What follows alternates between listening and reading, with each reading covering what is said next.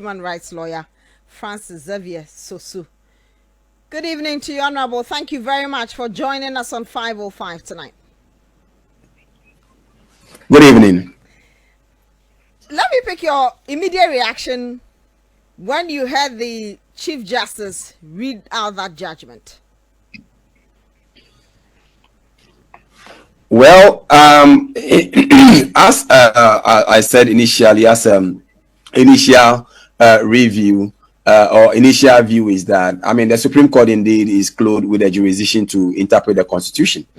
But if the Supreme Court interprets the Constitution to say that all men are now women, or all women are now men, would that be a right interpretation? Obviously, that would be a wrong interpretation. So whilst the Supreme Court has a right to interpret the Constitution, every citizen has a right to criticize the decision of the Supreme Court. And I sincerely believe that the Supreme Court got it wrong, and that the Supreme Court's interpretation would definitely lead to absurdity. The reason is that now, if you are an MPP MP and you have filed nomination to contest as an independent in the constituency, it means that you will be in Parliament as an MPP MP and be campaigning against MPP in your constituency. It doesn't make sense. You know, interpretation also follows common sense.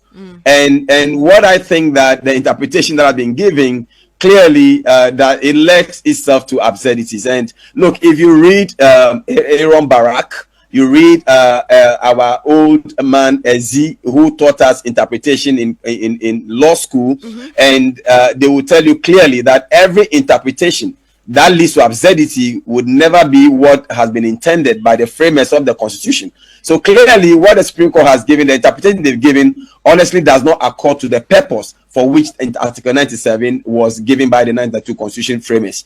And so I respectfully disagree with the decision of the Supreme Court. And I think that the practice of Supreme Court giving a ruling without reasoning must also cease, because for such a very serious constitutional matter, why is the Supreme Court in a hurry? Why are they in a hurry to give a verdict before coming to give us a reason? Why can't they wait when the reason is ready? They can read the entire reason to the people of Ghana, so we will understand the reason for which they are taking a particular decision. So clearly, I disagree with the position of the Supreme Court. Yes. They said the ruling will be ready by close of day tomorrow, so Ghanaians will have the opportunity to go into it. Now, the argument is that Alban Bagbin overstepped his bounds by interpreting that article, specific article, and that is 97(1)(g) and (h). That is the role of the judiciary. The judiciary have come out to say, yes, it's true. It's the judiciary that have to interpret the Constitution. However, the matter about a member of Parliament shall vacate the seat has not been dealt with. So, yes, the Supreme Court says that Bagbin's declaration of the 4-seat vacant is unconstitutional. How then do we give meaning to the Constitution when it says a member of Parliament shall vacate his or her seat when the person maybe decides to go against the party which brought the person to Parliament or cross carpet?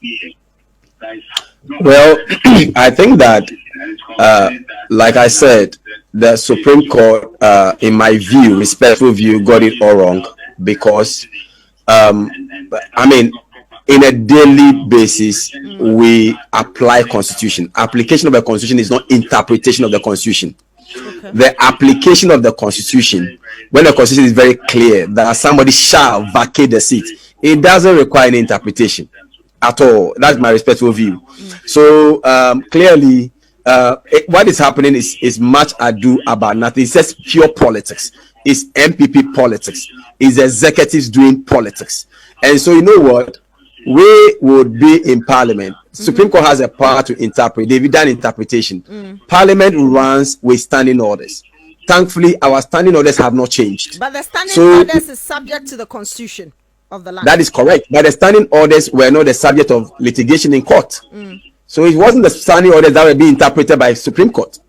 So until our standing orders change, we run with the standing orders. And what Speaker comes and make of the standing orders is what we run with.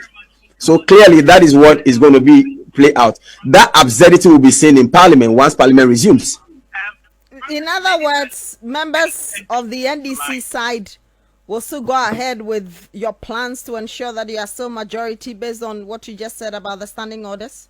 Well, the truth is that when you come to Parliament, right, there is no provision in our parliamentary proceedings or in our standing orders that shows where a person must sit, whether you are a majority or you're a minority. The truth is that the NDC side is the working majority in Parliament. You can go and check parliamentary proceedings and you can check all the votes and proceedings of Parliament for the last 2 years. Every single time that Parliament convenes, NDC is in the majority. In fact, government business are being conducted by the NDC majority in Parliament. And so, I mean, what is happening is much ado about nothing. Clearly, you know, you have a situation where we're going to have a really absurd consequence. So, for example, the NDC member of Parliament that had decided to go independent, right? Yeah, that's exactly. So he comes to Parliament to sit with the NDC and goes back to his constituency campaigning against the NDC. How does that make sense? It is senseless. It is meaningless. It is absurdity. And you see, I don't know why Ghanaians are so much afraid of honesty and truth. Why are we scared? Why are we not honest? Why are we not truthful? Why do we fear to speak truth? Why do we fear to speak truth? Clearly, this interpretation doesn't make sense. It is absurdity. It doesn't make sense. It doesn't. So clearly, you see, the Supreme Court they have the power to interpret. So we thank God they have done the interpretation.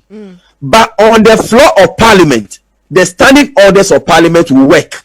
And look, the MPP can do whatever they want to do. When we get to Parliament, we shall show them that we are indeed the working majority in Parliament. They can't do anything about that. But again, you would have to respect the Supreme Court ruling because we haven't said we will not respect the Supreme Court ruling. Please, we don't do respect. So if we haven't said we will not respect the Supreme Court ruling. The Supreme Court doesn't determine who sits where in Parliament. The Supreme Court doesn't determine who is called to speak in Parliament. The Supreme Court doesn't determine where we sit in Parliament. So please, the Supreme Court has done interpretation. We thank God. And we clap for them that they have done their interpretation. Praise be to God that they have done their interpretation. When we get to the floor of Parliament, we, the representative people elected to represent and defend the democracy of Ghana, on the floor of Parliament, we shall defend the democracy of Ghana. Now, it looks as if that controversy has been solved. Will Speaker have to wait for the NPP or majority to recall the House, or the Speaker can voluntarily recall the House, because you know that there's a budget that has to be approved before the December 7 elections? We have just 25 days to the elections. So does government know that they have a budget that has to be approved? Does the majority, in fact the minority leader who claims to now be majority by Supreme Court decision, is he aware that there's a budget that must be approved? Yes, he talked about it in his statement. Do you know, you see, Parliament, when you come to Parliament, you know, much of what happens in Parliament is based on compromises, is based on consensus. But clearly, the position taken by the MPP shows that they are not ready to do the business of the people. And I don't see our side. In fact, I will oppose my side trying to go into any consensus with MPP with respect to these matters on the chamber. Why? You know what? Do you know what? I will even prescribe that all the 136 members of Parliament on the NDC side will boycott Parliament. Why? Because then they will also not have a decision to, a decision number to go and take any decision. Because you know what? Because you see what is happening is pure politics. Look, we will not sit down for anybody to make us look stupid because what? There's an interpretation by the Supreme Court. No. Look, we are too wise to be deceived. This MPP antics will not work. I said that, you know what? They have gone to win a case in Parliament. Is that in Supreme Court? Is that also? Yes. They should come to Parliament and come and show how the winning in the Supreme Court plays out in Parliament. On the floor. They should come. They should come to the floor. That is where the show is going to be. On the floor of Parliament. They should come to Parliament. They've been running away from Parliament. because you were waiting for Supreme Court verdict. Now Supreme Court has given a verdict. They should come to Parliament. They should come and see how it plays out on the floor of Parliament. Afanyo has issued a statement today. I just want to read the point 4 for you because it comes directly to the NDC members in Parliament. He says, to my colleagues across the political divide, I extend a hand of friendship. The time has come for us to move beyond this episode and redirect our energies towards our primary duty, serving the good people of Ghana who elected us to represent their interests. Our nation faces pressing challenges that demand our united attention and collaborative efforts. How convenient and how hypocritical. Oh. So what? So now, when did he realize that? After Supreme Court verdict? I mean, so now Supreme Court verdict. So then that suddenly our nation needs our attention. Last week our nation didn't need our attention. Last 2 weeks when we went to Parliament, our nation didn't need our attention. Please. I said, look, let's stop being hypocritical. Let's be real. And let's face the fact. This minority in Parliament and majority in Supreme Court will not have their way in Parliament. We will not allow it. It will happen today. It will happen tomorrow. So we should just keep our fingers crossed and wait on what happens in Parliament. Wait and see the showdown in Parliament. I thought they said we needed peace. I mean, who would have to sacrifice our fight for our democracy, our fight for honesty and sincerity on the altar of peace? Do you know why we have Yenawa Yasasini Eyabo Dindimaye Mojana Nanu Shebunya Ditu Homaye Edrume Newunsusu Seyebe Biatwasu. Look, this is what we have been called to. Parliament is the house of democracy.